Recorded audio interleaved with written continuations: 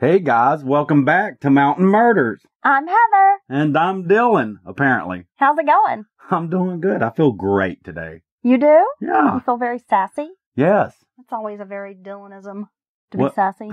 I do feel sassy because you made me waffle and bacon. I did.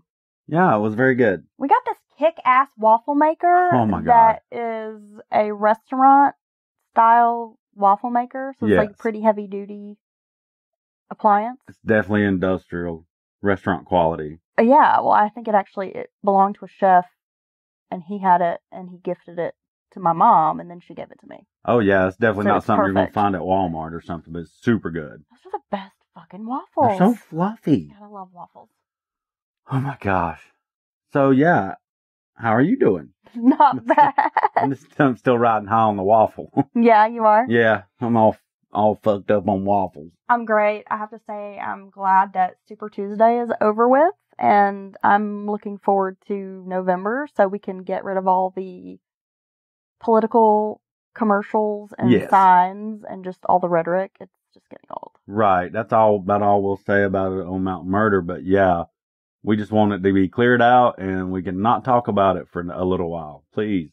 I got a great case for us today. Really? Yeah, do you ever have times in your life, periods where everything just seems to go wrong? Like you have a series of unfortunate, events, circumstances.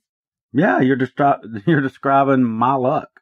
Well, you that I've had my joke entire around. life. When we got married, you were like, oh great, now you're going to be cursed with a Packer luck, Yeah, which means that everything goes to shit all the time. but yeah, it comes in threes, definitely. And you've told me already, but look, I'm not sure I want to keep this name. Yes. Yeah. I mean, I already kind of feel like I come from a bad luck spot. So Okay. together, our luck is just terrible. Okay. Right? I think that's true. So don't put all the blame on the Packers. So at some point, you probably have maybe believed you were cursed, even jokingly. Maybe a black cat stepped in your path or you broke a mirror. I mean, whether you're superstitious or not, bad things happen sometimes. But can you imagine being so convinced that a malicious wish or evil curse had befallen you that it becomes like the focal point of your life? Oh, no, that's probably not good, right? Well, Mountain Murders is going to take you to York County, Pennsylvania for a bewitching tale. Wow. There's a place called Spring Valley County Park, but before it was given that name, it was known by the ominous Hex Hollow. Well, that sounds pretty creepy.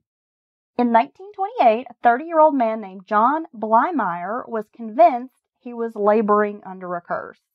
Ross McGinnis, in his Trials of Hex, stated, for John Blymire, 1928 was not a good year. For as long as he could remember, the years had not been good. His wife had left him, 2 of his 3 children had died, he had great difficulty in staying regularly employed, and he wandered aimlessly about the streets of York and the surrounding countryside, with the witches he imagined always in pursuit. Well, that's a lot of big, trying events he's been through. The death of his children, multiple children, wife's gone, can't hold a job down, which that affects everything else, stable housing, food, just being comfortable. I feel like he should have been exposed to Hall & Oates, and he could have just sat in a bar with a beer listening to, she's gone, she's gone. Oh, okay. Instead of what he does. Okay. So let's get into this. Blymire. We have to discuss this guy. John Henry Blymire was born into a German farming family in 1894. His parents were Emmanuel and Mary Magdalene. Oh, wow. Isn't that like Jesus' people? It's a biblical name. Oh, okay. It is said Blymire was of low intelligence and suffered from health problems from an early age. His condition caused him to lose weight, so he was always a very thin child. It was likely due to malnutrition, but, at the time, didn't really know. I'm not laughing, but there's like, hey, you're sick. That's why you're like that, Blymire. And he's like, I just want to eat. Just please let me eat. May I have another bowl of soup, please? Just another crumb. Another crumb would be so delicious. He wishes he had some gruel. This thinness followed him into adulthood. At one point in his adulthood, he weighed like 100 pounds. Goodness. He's a very skinny guy. He was also described as shy, lonely, and twitchy. Oh. Like a twitchy, nervous child. Okay. By 13, Blymire had taken a job at a cigar factory. He lived in a series of boarding houses. He also practiced powwow. What is powwow? I'm about to tell you. Oh. Many people in central Pennsylvania in the 1920s practiced a kind of folk magic called powwow, which mixed elements of Christianity and European folk remedies. The word hex actually originated in this area in the 1830s from a German word, hex, which literally meant to practice witchcraft. I mean, we have the Appalachian granny witches, that practice like the herbal remedies, holistic medicine. Well, yeah. This is not so uncommon. Yeah, but that's more of a healer than a, like, full-blown boil and bowl, toil and trouble witch. Yeah. Thanks. Right. I said bowl and bowl. I probably shouldn't say that, right? Though a lot of people practiced powwow and were believers, it was frowned upon as witchcraft and voodoo by others. Now, I'm not going to go as far as to say it was practiced in secret, but it was just not widely accepted. And there were a lot of people who attended church and were Christians, and that's what they identified as Christian. Oh, but then they would do their little secret things but together. But then they would go see the powwow healer, the powwow doctor. Okay. For his cures, remedies, his or her cures and remedies, because women also practice. It seems like voodoo's done in kind of secretively. You think maybe it's similar in that respect? Probably. I mean, it's known and widely known, but it's like everything seems to be when they do their on the DL. Yeah, right. By 18, Blymire was living in a boarding house where he met a girl named Lily. She was the 17-year-old daughter of the landlord. The two were married, but the marriage was tumultuous. The couple had lost several children in infancy. Blymire was obsessed with powwow and truly believed he had been hexed by someone. In March of 1923, the couple's baby daughter Josephine died suddenly.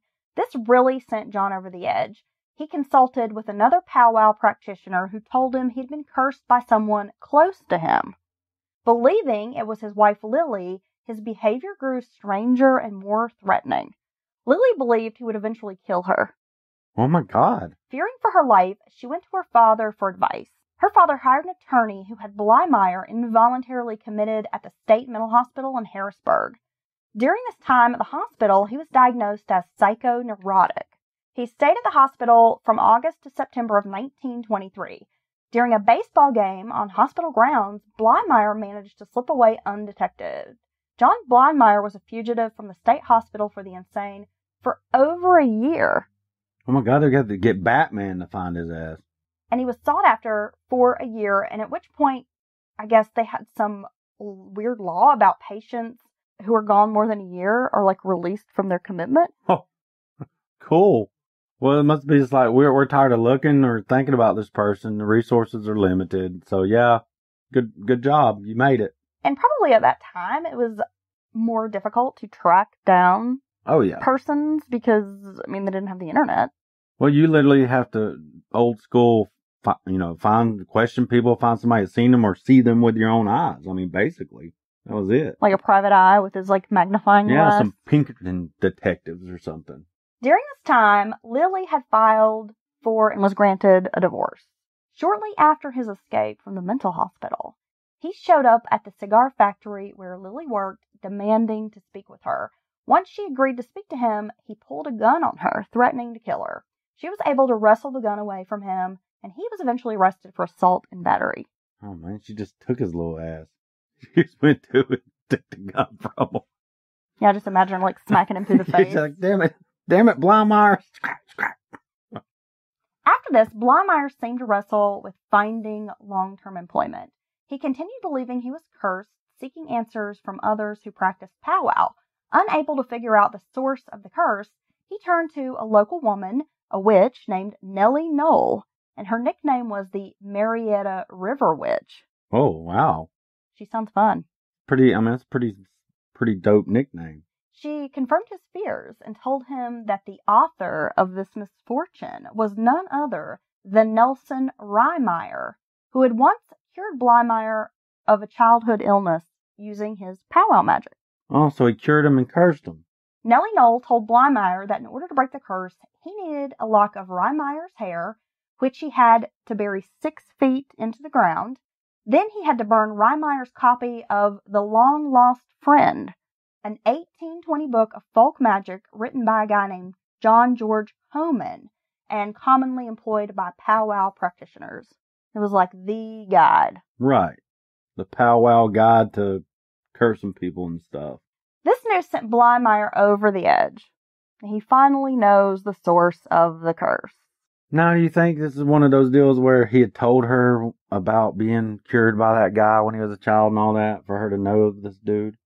Well, actually, I'll tell you what happened. I'm sorry. When he went to see her, she did a few spells and rituals, and then she gave him like a $1 bill and told him to stare into this candle and then look at the $1 bill for like a period of time, and that the face on the $1 bill would change to the person that had cursed him. Yeah. And he saw Rehmeyer. And told her who he was. And then she said that's exactly who it is. Ah, gosh. So she just let his mind do it. Yeah, I left all those details out, but... She let his sick mind do it. Pick the guy out. Okay. Farmer Nelson Rehmeyer was married but estranged from his wife and lived alone. He was an older gentleman who was described as reclusive, odd, maybe socialistic in his politics, and was believed to be one of the best powwow healers in the area. With popularity as a witch doctor, if you will, folks would show up at his home day and night. So just always, hey. 24/7. Hey, Nelson, need your help. I got this bunion on my foot. I've been cursed. Toothache. My soup won't boil. That's a curse. You know, never can have simmered soup. My goats are dying. My goats are dying. My cow sneezes a lot. Exactly. His wife and 2 kids had grown so tired of the constant interruptions that his wife moved with the kids to a cabin down the road. So she's just like, yeah, I can't stand that. That would be aggravating.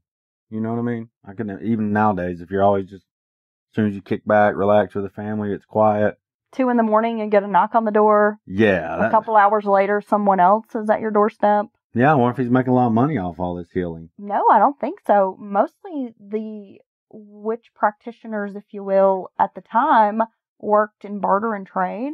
Nah. So you like made a donation to them. Okay. So you might take them like a dozen eggs, or here is a hen, or whatever. Yeah. I'll come over and help you mend your fence. Yeah. Yeah, his wife's had enough of that. I should also add that Rehmeyer was a large, stout man, much more imposing than Blymire. Okay. Blymire knew there was no way he could ever overpower Rehmeyer alone. He teamed up with some young accomplices, John Curry, who was 14, and Wilbert Hess, an 18-year-old. Hess was known to Blymire through his father, Milton Hess. The Hess family was a church-going family, but Mrs. Hess had consulted with powwow healers on many occasions for her 5 sons.